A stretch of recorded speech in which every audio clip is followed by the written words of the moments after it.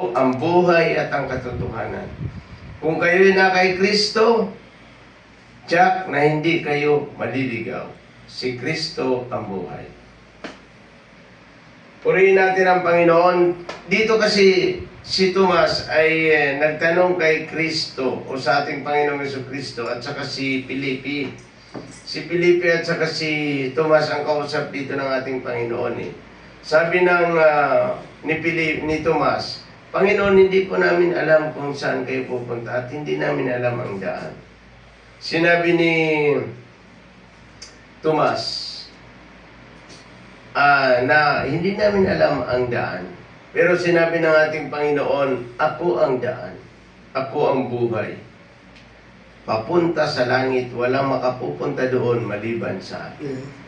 Ngayon, ang ibig sabihin nito, kung tayo ay na kay Kristo, Jesus, hindi po tayo maaaring maligaw. Yan ang ginagarantiyahan ng Biblia. Kaya sabi niya dito, I am the way, the truth, and the life. No one comes to the Father except through me. Walang makapupunta doon sa luklukan ng trono ng Diyos maliban sa pangalan ni Jesus. Sapagkat maliwanag itong binabanggit ng Biblia na si Kristo lamang ang Diyos at makapangyarihan sa lahat. Pag binabanggit niya yung Diyos o Lord na tinatawag sa English, ay kasama dito yung buhay, yung Spirit of God, buhay yan, yung Diyos Ama, yung Diyos Anak, na ating tagapagligtas, ay kasama yan dyan. Kasi pag binabanggit mo yung Diyos, ay Trinity ang tinatalakay niyan. Sana'y man na may natutunan po tayong lahat. Pag binabanggit yung Lord, ay ibig sabihin niyan, Trinity ang nasa loob. Kaya, tama yung panalangin ng mga Katoliko na Diyos Ama, Diyos Anak, Diyos Espiritu Santo. Tama yun. Kaya maganda yung ating tinatalakay ngayon, sabi ng Panginoon, kay Tomas, I am the way, the truth, and the life. Ano ba yung way? Ako ang buhay. Sabi niya, ako ang buhay. Ako ang buhay at nagbibigay buhay sa lahat ng mga sumasampalataya. Kaya nga, dinarantiyahan ng Panginoon na ang sino man sumasampalataya may buhay. Kaya sabi niya, I am the way. I am the way. The life. Oh. Kaya dito, sinabi niya, ako ang daan, ako ang katuan, ako ang buhay. Kaya ginagarantiyan ng Panginoon ang lahat ng sasampalataya sa Kanya may buhay. Kaya nga, siguro sa isang mamaya, siguro, pag makausap ko si Kuya Obed, gusto ko lang din tiyakin sa Kanya yung siya ay ligtas na. Gusto kong tanungin sa Kanya, ikaw ba ay ligtas na? Kasi ayaw ko naman na pumunta ako sa langit na may mapahamak sa atin. Yun talaga ang aking big prayer sa Diyos. I don't want na ang tao ay mapahamak. Kahit sino, ay ayaw ko talaga na may mahulog sa impyerno. Kaya nga, porsigido akong ipangaral ang salita ng Diyos sa social media. Kahit sa purihin natin ang Panginoon at pasalamatan. Kasi ngayong January ay mag-a-apply ako sa mission para sa ating church o kaya magkaroon ng ibang church o kaya sa missionaries. Salamat sa Panginoon kung ano ang kanyang kalooban. At sabi niya dito tiniyak ng Diyos na sino man sa Kanya sasampalataya may buhay. Yun ang mahalaga na binigyan ka ng Diyos ng eternal life. Yung mga may buhay na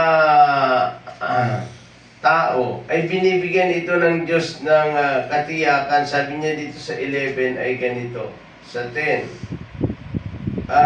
Binibigyan ito ng Diyos ng katiyakan at kasaganaan ng buhay ng mga sumasampalataya. Sabi niya sa 10b, I have come that maybe have life and have it the full. na ang ibig sabihin, yung mga binigyan niya ng buhay at kasaganaan nito. Kasaganaan nito, kaya minsan mali na sasabihin na pagpastor mahirap. Kasi dito, kaya ang pastor, ibig sabihin ng pastor, ay ito ay masagana sa lahat ng bagay. Kasi nga, sabi dito kay Abraham, ang lahat ng mga magpapala sa iyo ay pagpapalain. Ito, preparation sa lahat ng tao. Kaya kung ang pastor ay mapagpapala ng sino pa man, ay siya rin ay pagpapalain ng Diyos masigit sa lahat. Kasi sabi niya din sa mga gawa, mas mapalad ang nagbibigay kaysa tumatanggap. Kasi ang tumatanggap, halimbawa nagbigay ka sa pulubi, yan ay mapalad din siya dahil nakatanggap nga siya. Pero ang magbabayad sa nagbigay, ang Diyos. Ang Diyos ang magbabayad siya, kaya mas mapalad siya. Kaya dito, una, binigyan tayo ng Diyos ng buhay. Yan, buhay.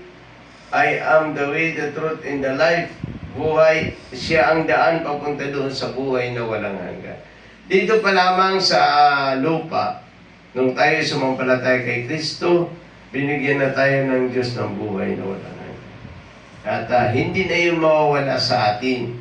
Ngayon ang gagawin na lang natin, patuloy tayong maglilingkod sa ating Panginoon. Ito kasi yung buhay ng Kristiyano eh. Ang buhay ng Kristiyano, sasabihin mo, ako ligtas at tumanggap ako kay Kristo. Pero hindi ka naman naglilingkod, hindi yan totoo. Yes. Dapat, sabihin, paliwanag mo kasi hindi naghiwalay yung tinatawag knowledge at saka wisdom.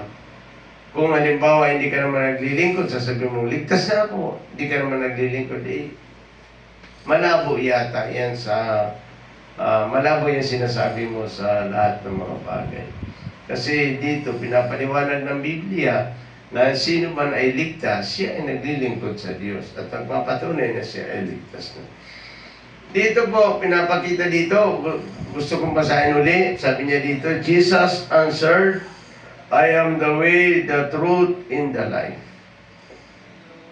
No one comes to the Father except through me. Kaya walang makapupunta doon sa Diyos maliban kay Kristo. Ngayong umaga, buksan nyo na po ang inyong mga puso. Buksan nyo na ang inyong mga puso at anyayahan yung ating Panginoong Jesucristo na pumasok sa inyong mga puso para tayong lahat ay may tagapagligtas.